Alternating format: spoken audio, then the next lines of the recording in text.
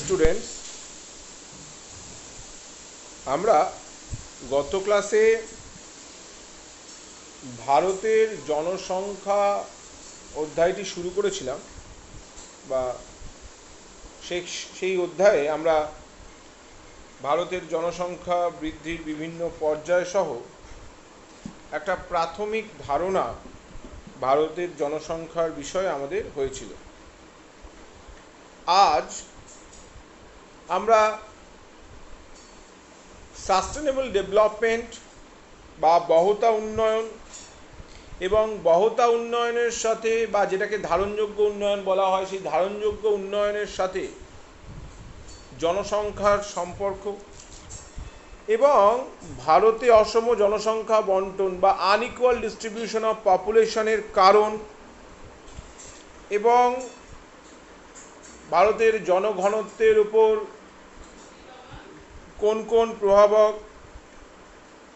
বিশেষ ভূমিকা পালন করেছে, এই সকল বিষয়গুলোর উপর একটু আলোকপাত করব। তো প্রথমেই বলি, ধারণযোগ্য উন্নয়ন কাকে বলে। ধারণযোগ্য উন্নয়ন বা সাস্টেনেবল ডেভেলপমেন্ট বা বহতা উন্নয়ন বলতে বোঝায় বর্তমানের চাহিদাকে পূর্ণ করে ভবিষ্যৎ প্রজন্মের জন্য সম্পদ সংরক্ষণের যেই চিন্তাভাবনা বা পদ্ধতি, সেই পদ্ধতিই হচ্ছে সাস্টেনেবল ডেভেলপমেন্ট বা বহতা উন্নয়ন। তো এখন প্রশ্ন আসে, জনসংখ্যার সাথে বহতা উন্নয়নের সম্পর্ক কি? বাস্তবে জনসংখ্যার সংখ্যা যত বেশি হবে, আমরা বহতা উন্নয়নের যেই স্ট্যান্ডার্ড, যেই জায়গায় আমরা পৌঁছাতে চাইছি, সেই জায়গায় কখনোই পৌঁছাতে পারবো না। অর্থাৎ বহতা উন্নয়ন এবং জনসংখ্যার মধ্যে সম্পর্ক হচ্ছে ইনভার্সলি প্রপোর্শনাল, অর্থাৎ ব্যস্তানুপাতিক সম্পর্ক। সেক্ষেত্রে এটি ধারণযোগ্য উন্নয়নে পৌঁছাতে গেলে আমাদের তিনটি বিষয়ের উপর আলোকপাত করতে হবে। সেখানে প্রথমে আসে হচ্ছে জনঘনত্ব। তো জনঘনত্ব একটা ক্রুড মেথড অফ আন্ডারস্ট্যান্ডিং, যার মাধ্যমে আমরা কোনো একটি স্থানের ওপর কতজন মানুষ নির্ভর করছে এই বিষয়কে পরিমাপ করি। অর্থাৎ কোনো একটি স্থানের ওপরে কতজন মানুষ বাস করছে। ধরো ভারতে যে ক্ষেত্রফল, ভারতের যে মোট ক্ষেত্রফল, সেই মোট ক্ষেত্রফল স্থানের ওপরে কতজন মানুষ বসবাস করছে, এই যে পরিমাপ করার পদ্ধতি, এই পরিমাপ করার পদ্ধতিকেই বলা হচ্ছে জনঘনত্ব। তো 2011 সালের আদমশুমারি অনুযায়ী ভারতের জনসংখ্যা ছিল 121 কোটির কিছুটা বেশি এবং ভারতের ক্ষেত্রমান হলো 31,66,414 বর্গ কিলোমিটার। সেখানে আমরা যদি পরিমাপ করি যে ভারতের জনঘনত্ব কত, তো দেখা যাচ্ছে ভারতের জনঘনত্ব হচ্ছে 382 জন প্রতি বর্গ কিলোমিটারে জনসংখ্যা। যেখানে 2010 সালের যে পৃথিবীর জনসংখ্যা ছিল এবং তার যে জনঘনত্ব, অর্থাৎ পৃথিবীর মোট ক্ষেত্রমানের উপর যে জনঘনত্ব, সেটা হলো 50 জন প্রতি বর্গ কিমি। অর্থাৎ যেখানে ওয়ার্ল্ড স্ট্যান্ডার্ড 50, সেখানে ইন্ডিয়ার জনঘনত্ব হচ্ছে 382 জন প্রতি বর্গ কিলোমিটার, অলমোস্ট 8 টাইমস বেশি, 8 গুণ বেশি। তাহলে এখন প্রশ্ন আসে, আমরা কি ধারণযোগ্য উন্নয়নকে এগিয়ে নিয়ে যেতে পারবো? উত্তর হচ্ছে না। অর্থাৎ জনঘনত্ব আমাদের কমাতে হবে। আর জনঘনত্ব কমানোর যে ফল ফল সেটা হচ্ছে জনঘনত্ব কমালে আমরা ধারণযোগ্য উন্নয়নে পৌঁছাতে পারবো।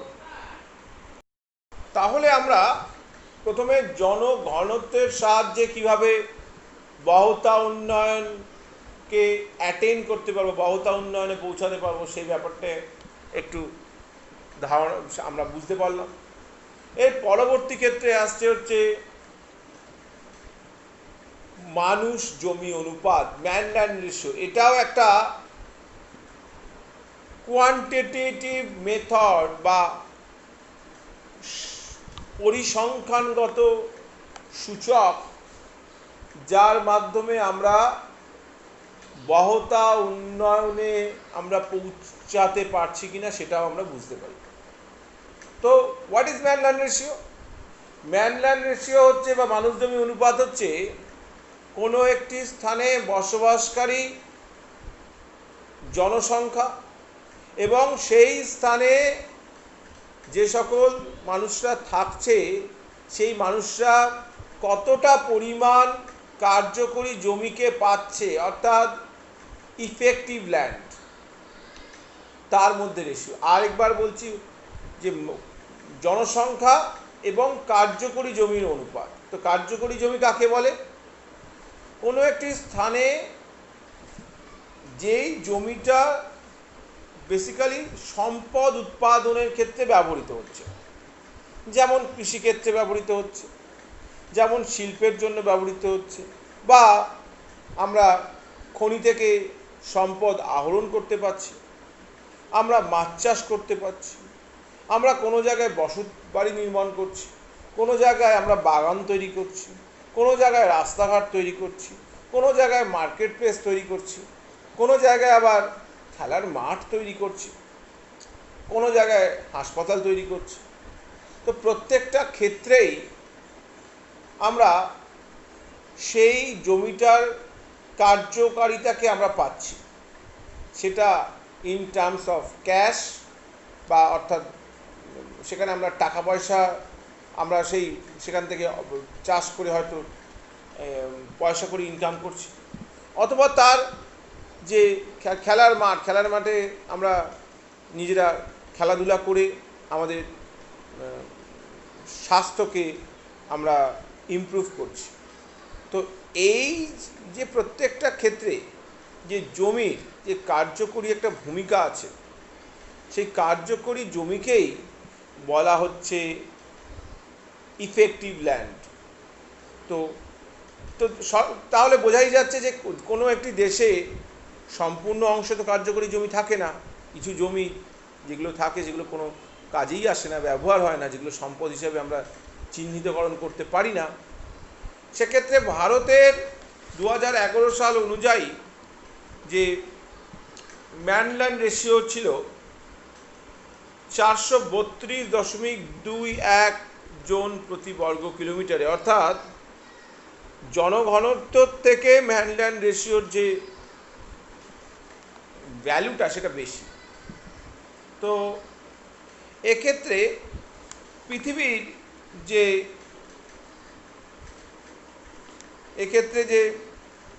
পৃথিবীর যে উন্নত দেশগুলো আছে, যেমন মিশর, তার যে ম্যানল্যান্ড রেশিও হচ্ছে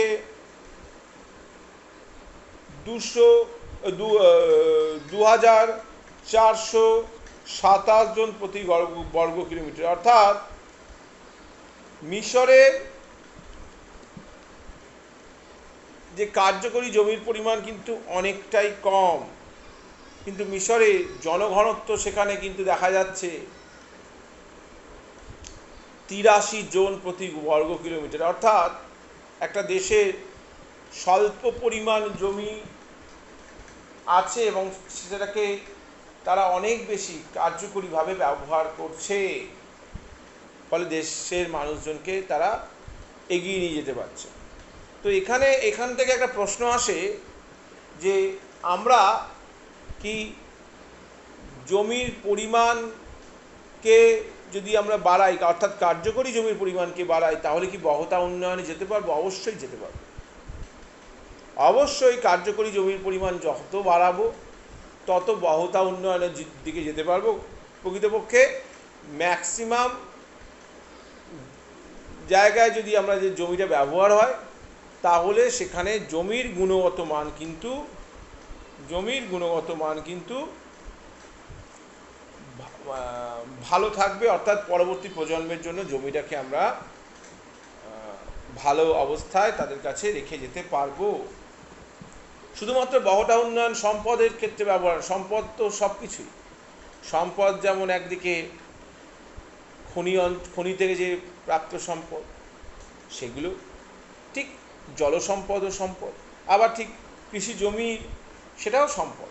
তো প্রত্যেকটা সম্পদকে আমরা কিন্তু ভালোভাবে আমাদের ভবিষ্যৎ প্রজন্মের জন্য গুছিয়ে রেখে যেতে পারবো।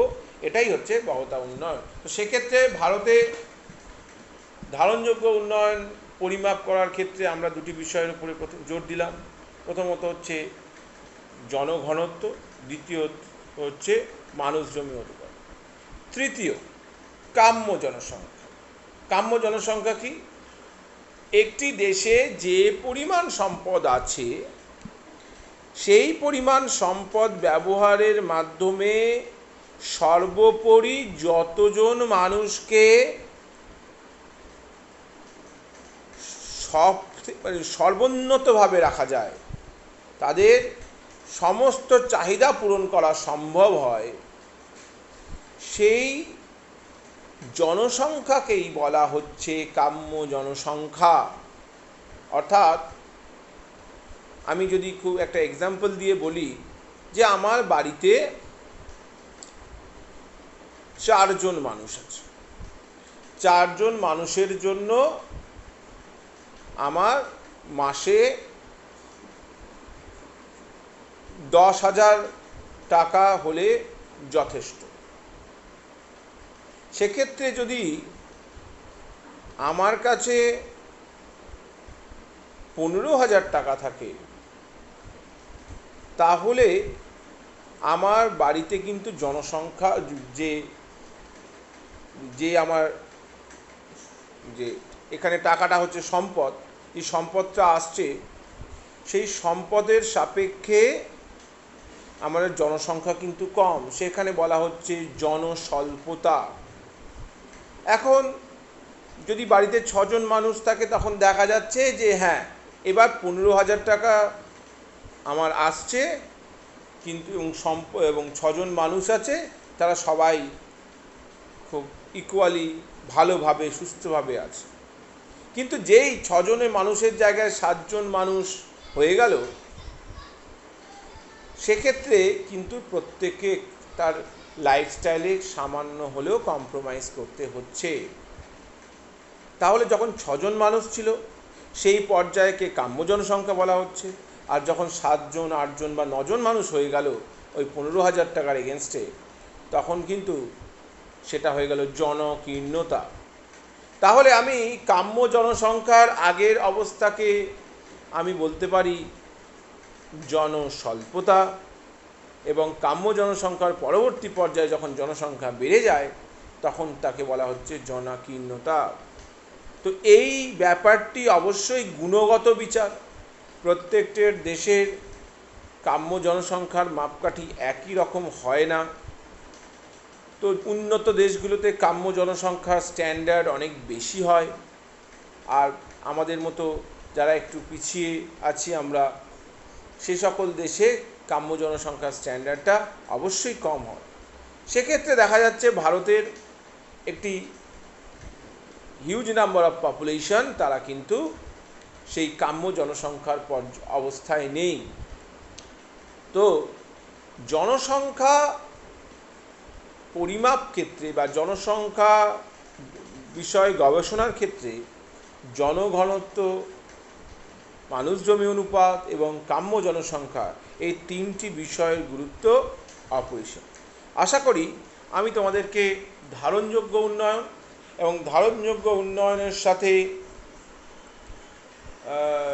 বিভিন্ন যে পরিমাপকগুলো আছে তার সম্পর্কে আমি তোমাদের বোঝাতে পেরেছি।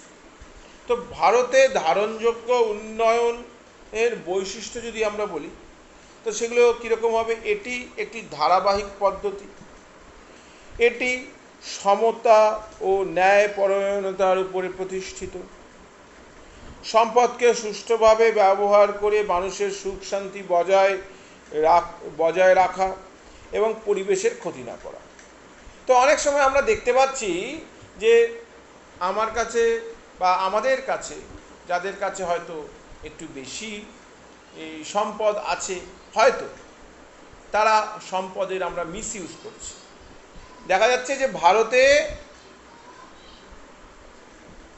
যে 90% সম্পদ 10% মানুষের হাতে পুঞ্জীভূত আছে, আর বাকি 90% মানুষের কাছে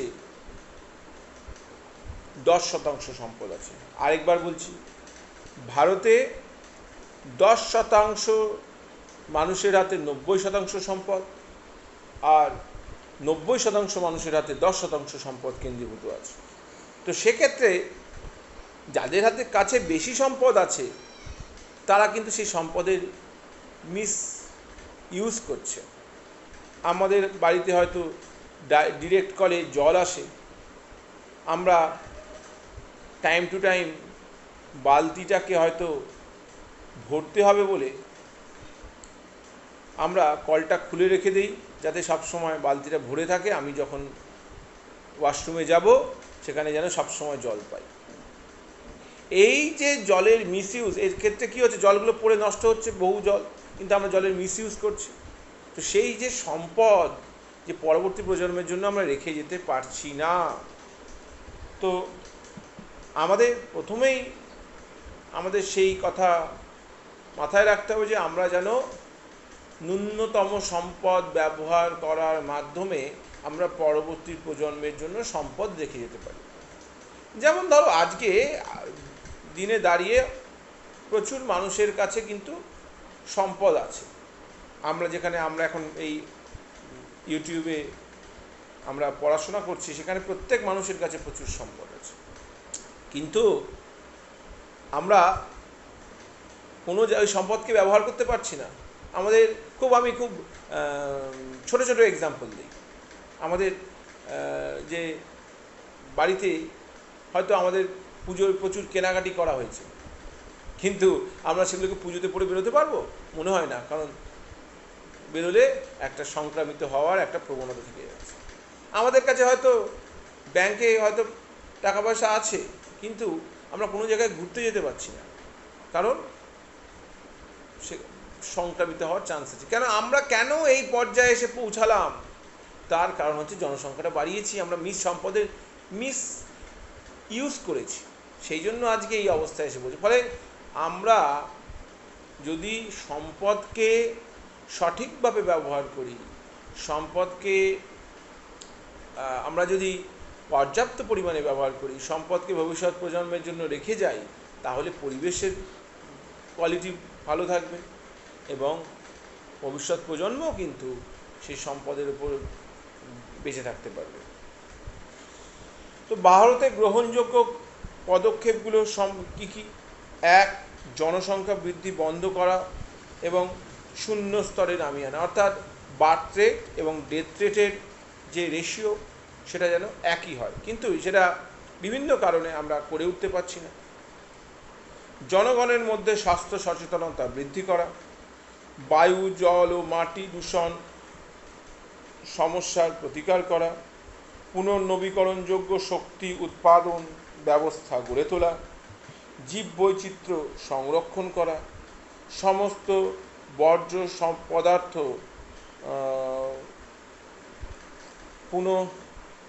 যে নবীকরণ সেটা করা, হালকা বসতি অঞ্চল স্থাপন করা, বস্তি উন্নয়ন করা এবং পরিবেশ শিক্ষা ও জনসচেতনতা গড়ে তোলা। আমাদের এই যে এগুলো আমরা পড়ছি, আজকে আমরা এগুলো সম্পদ পড়ছি, আমরা সম্পদের সাথে পপুলেশনের রিলেশন পড়ছি, এইগুলোর পেছনে কিন্তু আমাদের এই সাস্টেনেবল ডেভেলপমেন্টের যেই বিষয়টা আমাদের ছাত্রদের মধ্যে কিন্তু গেঁথে দেওয়াই হচ্ছে আমাদের প্রধান উদ্দেশ্য, যাতে তারা ভবিষ্যৎ যখন তারা সুনাগরিক হয়ে নিজেদেরকে প্রতিষ্ঠিত করার জন্য এগিয়ে যাবে, তখন তারা কিন্তু সম্পদকে সেইভাবে মিসইউজ করবে না। এই কারণেই কিন্তু আমাদের এই অংশগুলো আমাদের পাঠ্যপুস্তকের মধ্যে অন্তর্ভুক্ত করা হয়েছে। তো আশা করি বহুতা উন্নয়ন এবং যে তার সাথে পপুলেশনের কী সম্পর্ক সেটা আমি বোঝাতে পারলাম। এবার চলে আসছি ভারতে অসম জনসংখ্যা বন্টনের কারণ। তো আমরা দেখতে পাই যে ভারতের উত্তর থেকে দক্ষিণ, পূর্ব থেকে পশ্চিম বিভিন্ন যে রাজ্য আছে এবং যে বিভিন্ন ভূপ্রাকৃতিক অঞ্চল আছে, প্রত্যেকটা ভূপ্রাকৃতিক অঞ্চল বা প্রত্যেকটা রাজ্যে জনসংখ্যার ঘনত্ব কিন্তু এক নয়। পশ্চিমবঙ্গ, বিহারের যেমন জনসংখ্যার ঘনত্ব সর্বাধিক, বিহার যেমন সর্বাধিক জনঘনত্বপূর্ণ রাজ্য সারা ভারতের মধ্যে, সেখানে সিকিম বা অরুণাচল প্রদেশের জনঘনত্ব অনেক কম। তো এই জনঘনত্বের পার্থক্যের কারণগুলো আমরা এখন আলোচনা করব। তো এগুলোকে আমরা দুটি ভাগে ভাগ করতে পারি, প্রাকৃতিক কারণ ও আর্থসামাজিক কারণ বা অর্থনৈতিক কারণ। তো প্রাকৃতিক কারণের মধ্যে প্রধান যে পয়েন্টটা সেটা হচ্ছে ভূপ্রকৃতি। তো ভারতে যে ভূপ্রকৃতি সেটা বিভিন্ন স্থানে বিভিন্ন রকমের আমরা জানি। পাথুরে ভূমি, ধসপ্রবণ, খাড়া ঢাল, অধিক উচ্চতা, বন্ধুর ভূমির জন্য হিমালয়, সহ্যাদ্রি, মলয়াদ্রি, আরাবল্লী, সাতপুরা পার্বত্য অঞ্চলে জনসংখ্যা কিন্তু অত্যন্ত কম। খনিজ ও শিল্প উৎপাদনের জন্য মালভূমিতে মাঝারি জনবসতি গড়ে উঠেছে, যেমন ছোটনাগপুর অঞ্চল। আবার সমতল জমি, উর্বর পরিমাটি, উন্নত যোগাযোগ ব্যবস্থা, কৃষি, শিল্প, ব্যবসা বাণিজ্য, মানুষের শিক্ষা, সংস্কৃতির সর্বাধিক বিকাশ ঘটেছে সমভূমি অঞ্চলে। ফলে এই যে ভারতে বিভিন্ন স্থানে বিভিন্ন রকমের যে জনঘনত্ব দেখা যায়, তার প্রধান কারণ হচ্ছে ভূপ্রকৃতি। দ্বিতীয় যেটা আমরা বলতে পারি হচ্ছে মৃত্তিকা।